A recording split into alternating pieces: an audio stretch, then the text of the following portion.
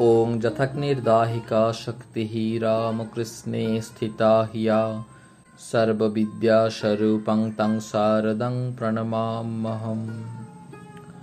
ঈশ্বরের মর্তলীলার সনাতন রীতি হল, যখনই ঈশ্বর আসেন সঙ্গে সঙ্গে আসতে হয় তার শক্তিকেও। এদের মধ্যে যে সম্পর্ক তা এক জন্মের নয়, জন্ম জন্মান্তরের। কারণ অগ্নি এবং তার দাহিকা শক্তির মতোই তারা অচ্ছেদ্য, অবিভাজ্য। তাই দেখি শ্রীরামকৃষ্ণ এবং সারদা দেবী পরস্পরের দ্বারা জীবন সঙ্গিনী রূপে নির্বাচিত।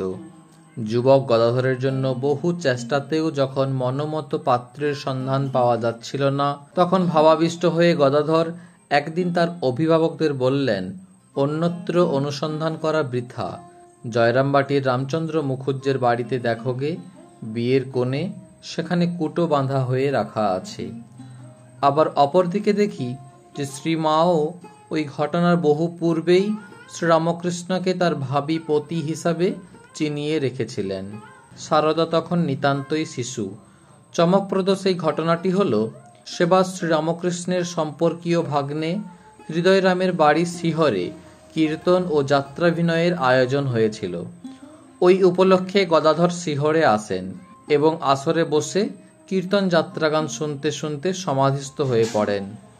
পার্শ্ববর্তী গ্রামের বহু নরনারীর সঙ্গে শ্যামাসুন্দরীও সারুকে নিয়ে তার পিত্রালয় শিহরে হৃদয়ের বাড়িতে এসেছেন কীর্তন শুনতে। কীর্তনের আসর ভেঙে যাবার পরে জনৈকা বয়স্থা প্রতিবেশিনী সারদাকে কোলে নিয়ে রঙ্গ করে জিজ্ঞাসা করলেন, এই যে এত লোক এখানে রয়েছে, এদের মধ্যে কাকে তোর বিয়ে করতে সাধ যায়?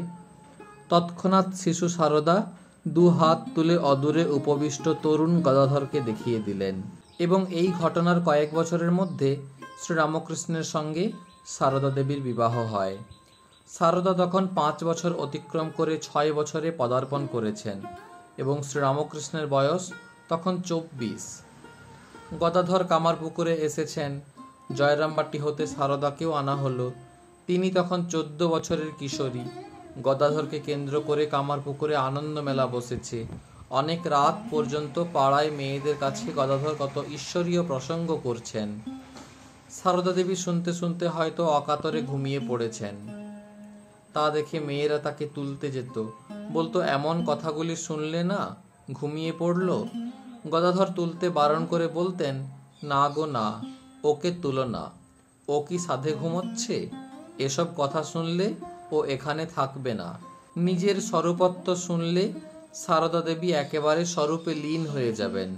জাগতিক সম্বন্ধে সারদা দেবী তার বিবাহিতা পত্নী, কিন্তু এটাই তো তার আসল পরিচয় নয়। শ্রীরামকৃষ্ণই জানতেন সেই স্বরূপের পরিচয়। পরম ঈশ্বরী জগন্মাতাই স্বয়ং মানবী রূপে সারদা দেবীর শরীর অবলম্বনে এসেছিলেন শ্রীরামকৃষ্ণের লীলাসঙ্গিনী রূপে এ জগতে।